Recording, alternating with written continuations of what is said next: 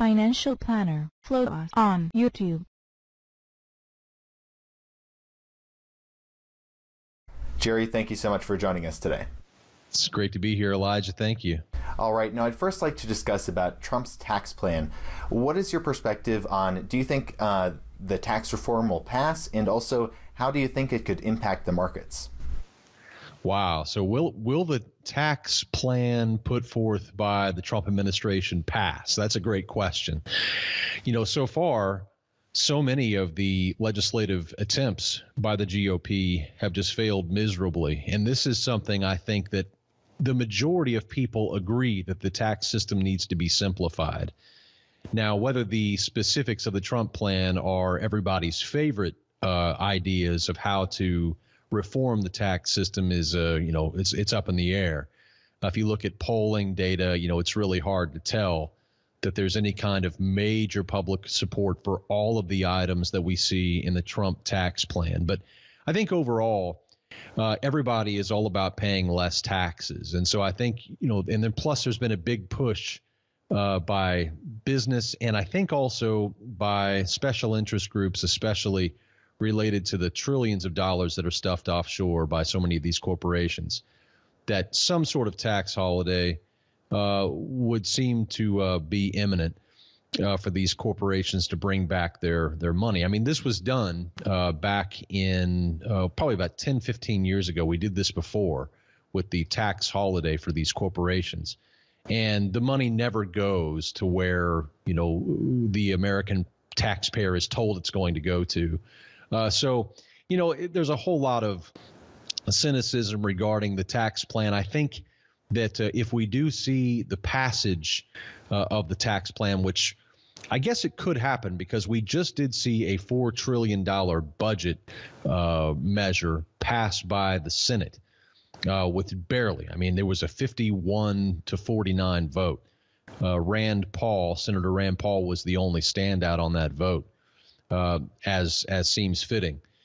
But if we do see the tax plan finally move forward, it's hard to say that the stock market is going to roar higher immediately on that because it's hard to know how much has been priced in and how much has not been priced. And that seems to be a debate right now amongst economists and market commentators is how much of the tax plan has been baked into the cakes, if you will.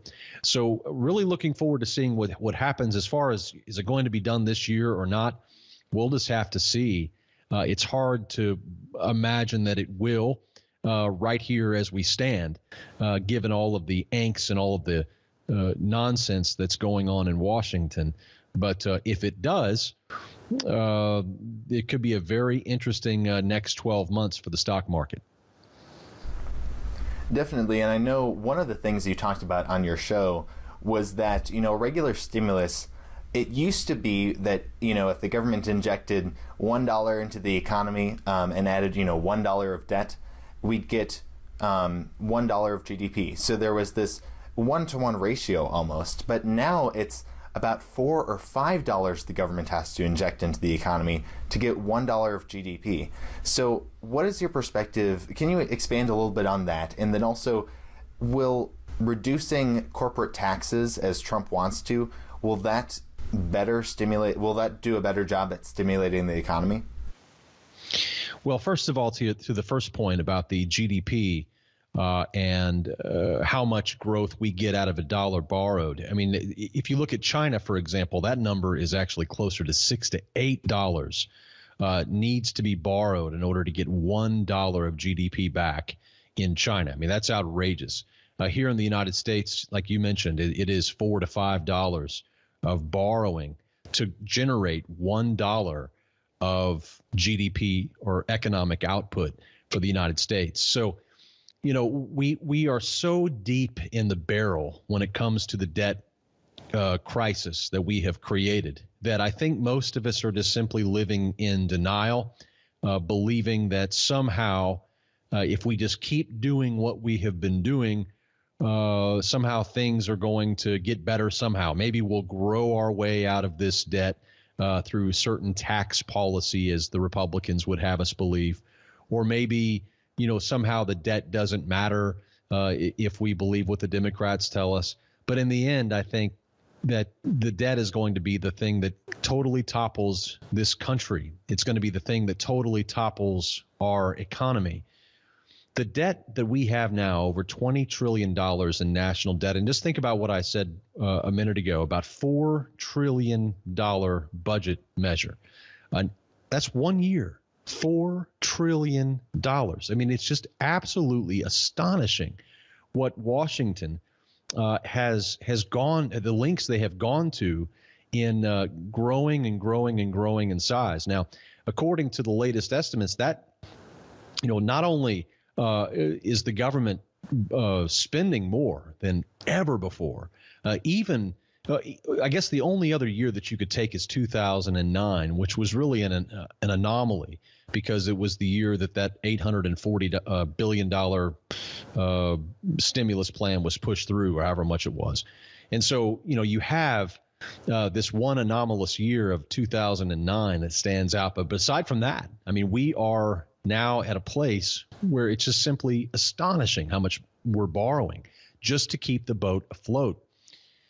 And as we go forward, debt is going to continue to rob not only our own generation, but it's certainly going to rob future generations as we go forward. What was the second part of your question? I'm sorry, Elijah. You had asked about the GDP, and then you followed up with one other comment. Right. So do you think Trump's tax plan of reducing corporate taxes will do a better job at stimulating the economy than, just injecting more dollars into the system? Well, I think if it's between those two, then perhaps. I mean, I think lowering the corporate tax rate, while it sounds great on paper and while it sounds great to quote unquote free market economists, in reality, lowering taxes for corporations is only going to put more of the onus upon the individual. Right now, individual tax rates are at the highest level known to man. I mean, if you really think about it, the founding fathers must be rolling over in their graves as they, if they were to see the kind of level of debt that we have created and the tax rates that we have levied, not only against corporations, but against individuals. So if we go back, for example, to the 1950s, which many people consider to be a glorious time in America's past, both economically and socially and culturally and all of this, as if there is some fantasy time in the past. But if you look at what was happening there, corporations were bearing 1/3 of the total tax load in the economy. 1/3. Today, that number has plummeted.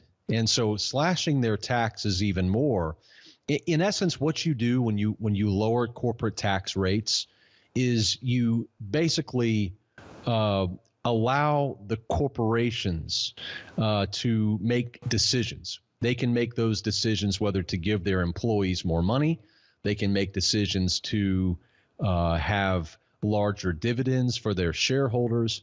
But in the end, because we live in such a consumptive world where 70 to 75% of total annual GDP is composed of that very first metric of consumption, that money just goes right back to the corporations. And so it just it's a big merry-go-round. And the corporations, especially the large multinational corporations, tend to benefit no matter what. So, I mean, if it comes down to the government just handing out money or giving money to the corporations, I mean, I think you could build a case, a good case on both sides. Now, someone would say, well, giving money out to people is just straight up socialism.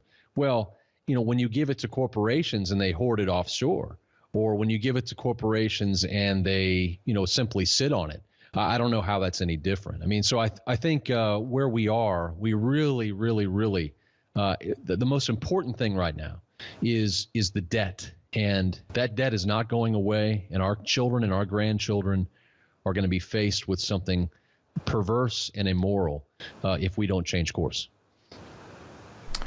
Right, and I know one of the other big problems that you see coming up, not just the debt problem in the United States, but also the fact that so many countries outside the United States are using the dollar for oil trade payments, and that this petrodollar system could collapse. And we're seeing different cracks in the system right now.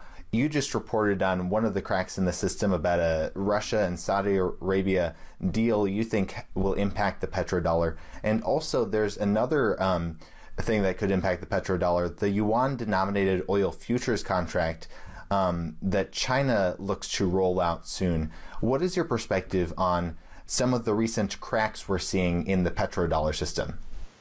Well, when you go back to you really have to go back to the 1940s. But when you go for the sake of time, let's just focus on the 1970s. And in the 1970s, whenever Saudi Arabia was really coming of age as a new petro power in the Middle East, oil was fairly inexpensive. The oil infrastructure was still being largely built out around the world. It was kind of a gamble, probably a very well-educated and speculative gamble, no doubt, on the part of Kissinger and Nixon to attach the dollar to oil the way they did with the petrodollar system.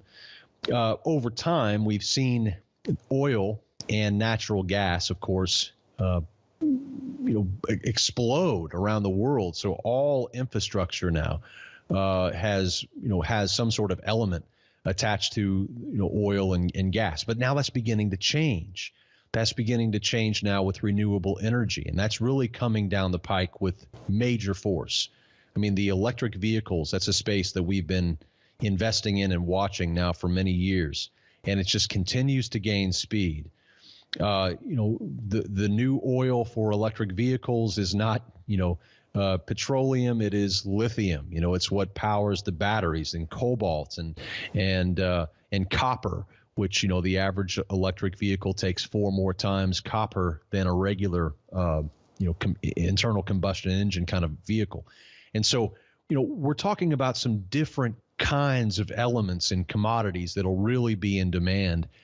Every single year, we're going to see this shift moving further. And we have, whether it's France or the UK, or whether it's India, or whether it's even China, or even Saudi Arabia in this case, which is building a $500 billion city to rival Dubai in the coming years underneath the new leadership of the Crown Prince Mohammed Salman. As bin Salman, as we look forward, we see a very different world. And so not only is it things like this, where Russia and Saudi Arabia sign a $3 billion arms deal and begin working closely together, whereas in the past they have really been hostile towards one another, predominantly due to this Sunni-Shia divide, which Russia has played for the most part on the side of the Shia, and the U.S. has played on the side of the Sunnis. And I mentioned this not too long ago. I think it's very important for those who are watching what's unfolding in the Middle East to keep in mind that this isn't something unusual. This isn't something strange. I mean, here in the West, we can think back several hundred years to a time whenever religion divided us. There was a time back in the 1600s whenever Catholics and Protestants literally would kill each other over doctrine. And they were not driven by reason. They were not driven by rationality. They were not driven by those kinds of ideas. They were driven by doctrine, and they were driven by different kinds of ideas. Well, the West finally settled upon saying, look, we've killed, when you look at the Protestant Reformation, for example, when Luther nails those 95 Theses to the door of the Wittenberg Church, I mean, literally you have 8 million people laying dead within just a few years through all of the different peasant wars and all of the different wars that broke out. So Christianity, has a chapter like this, and it occurred about 1,500 years into its existence. Here we are about 1,300 years into the existence of Islam. And we're seeing this Sunni Shia divide that's exploding across the Middle East. And Iran, of course, represents the Shia, as do a few other minor players in the region. And then you have the majority of the Middle East Sunni. And the United States has attached its foreign policy, it's attached its currency, it's attached its economy, largely in part due to, or largely due to its relationship with Saudi Arabia and the Sunnis in the Middle East. And so it has a lot to lose here if things go wrong. And not only would a Sunni loss and a Shia revival and a Shia uprising, be devastating potentially to the United States, but also if the Sunnis, such as those, such as their leaders, Saudi Arabia, were to court one of our enemies, like Russia. So we have a lot invested in this region. We have a lot of blood and treasure that's been spilt across the Middle East, playing sides in a religious civil war.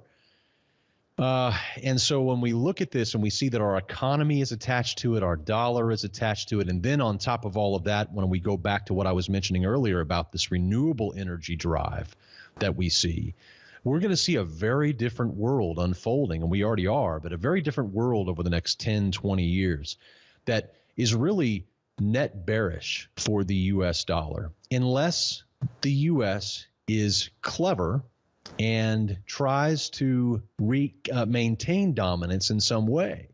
And let's think about, what that might be. Well, one thing is the fact that you have the Korean Peninsula.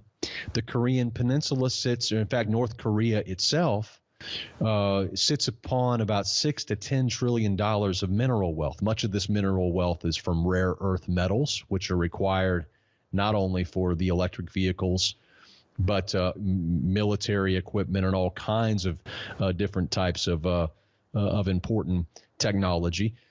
But back in the 70s, the U.S. dominated global rare earth mining production. Back in the 80s, however, China replaced the U.S. They undercut us on price. And since that time, they've driven most of our rare earth producers out of business. As of now, China controls about 95% of that market. Sitting underneath North Korea's sand and ground lies $6 to $10 trillion worth of mineral wealth, including things like rare earths, but also lithium, which is so key to the future of renewable energy. And so China has really monopolized on this. If you look at the rare earth and lithium mining contracts that are in North Korea right now, 33 of about 38 of them are owned by China.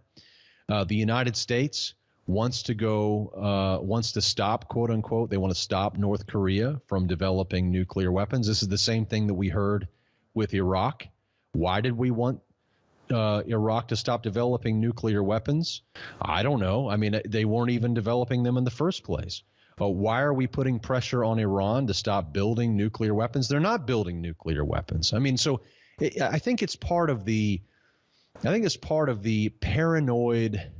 Kind of like, for example, I love Elvis Presley. I mean, I was a big Elvis fan when I was young, but you get to the very last years of his life, 1976, 1977, the fat Elvis is a paranoid drug addict. It's terrible to watch him. And I think that's kind of what America looks like. America's kind of in the fat Elvis stage, super paranoid, drugged out. And I mean, literally drugged out.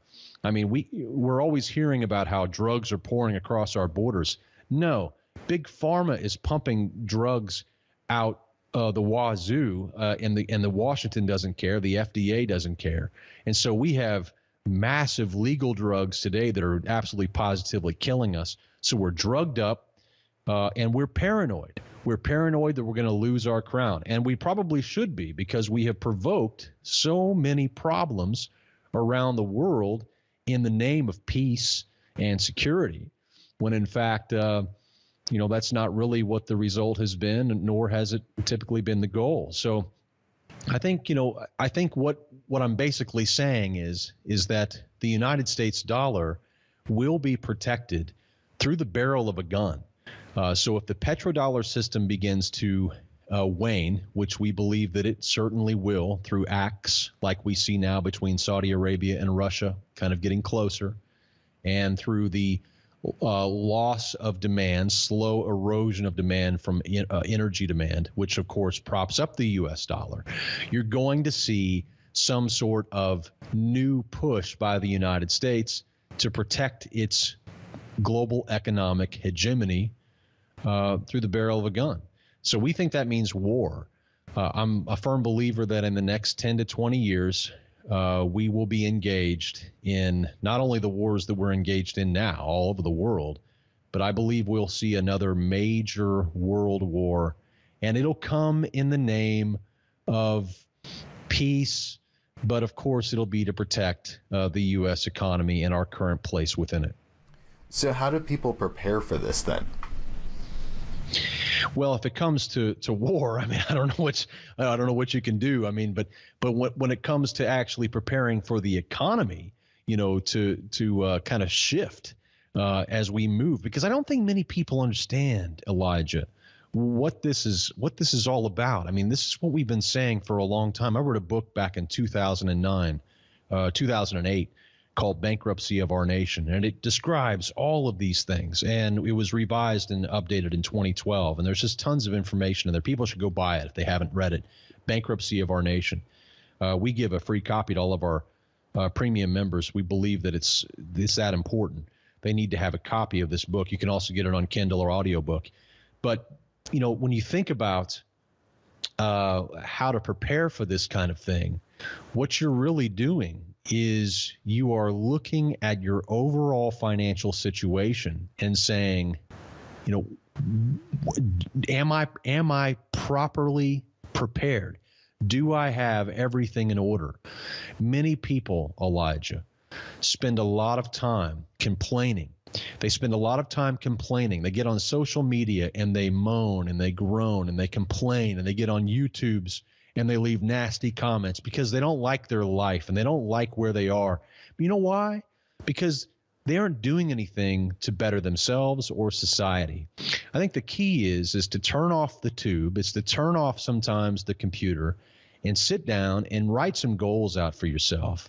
I think it's really the main thing here is that people have to have a plan. So many times we hear people complain about Washington, or we hear people complain about certain politicians. But, those politicians, they're ready. I mean, if a nuclear bomb were to happen to fall, guess what? They know where a fallout shelter is. That they and their family are going to be completely fine. If there's a big economic crisis or a big economic collapse, those people will be okay. But what about you? What have you done? What have you done to prepare? And so I think if people want specific concrete steps, I don't want to go through all of those here. I mean, I've written about them. I've talked about them over and over for free all over our website. But they can go to our website, ftmdaily.com/5 levels. And there they can see our entire strategy. I mean, literally from getting your go bag started to having some gold and silver, having a diversified savings, having 6 months of liquid savings at all time, food and water supply. I mean, just down the list, there's so many things that people can be doing. And I think that's the big kicker is that you have to do it. You must act. Talking is not enough. Definitely. Well, Jerry Robinson, thank you so much for joining us today. Before we let you go, did you want to remind our viewers, your website is followthemoney.com. If people are interested in learning more, can you tell us a little bit more about the information they'll find on your website, and any last thoughts you'd like to add? Oh, sure. Yeah, you bet. Well, of course, people can go to followthemoney.com and they'll find all of our stuff. We have a free podcast. We have a free membership that you can sign up for, become a free member. We give you lots of free stuff. We just upgraded our free membership and we're super excited about it. It's called the bronze level. We have bronze, silver, gold, and platinum. Our platinum members just get access to everything. I'm talking about our trend trading software, all of our latest trading ideas, whether they be cryptocurrencies or whether they be stocks or ETFs or commodities or global markets. We've made a really good amount of money in cryptocurrencies. Wow. I mean, it's been a wild ride over the last 5 years. And then certainly, and our members have also enjoyed that. And we've also made some really good money on the things that I was mentioning earlier: rare earths, lithium, global markets like Peru and Poland. There's all different kinds. So many people think about the U.S. and they think of the U.S. market and they say, well, I'm not going to invest in the stock market because it's a bubble. Well, there's other places to invest, so don't throw out the baby with the bathwater. You've really got to take control of your financial life. So if you want to check out our memberships, I encourage you to go to followthemoney.com, click on the plans and pricing. You'll see we have a free membership there, and you can start there and then kind of move your way up as you kind of grow in both your trading balance or investment balance, or if you just want to learn more. So I would certainly promote that. And I would also tell people as well, as we mentioned earlier, please, just stop for a moment and really think about where we are. I mean, we are $20 trillion in debt, and nobody's going to fix it. No one's going to fix it. It's totally up to you. You have got to protect yourself and insulate yourself from Washington. So be prepared and do things that will move you towards that. So I encourage you to go to our website, followthemoney.com. And we're more than happy to help. If anybody has any questions, they can shoot us an email.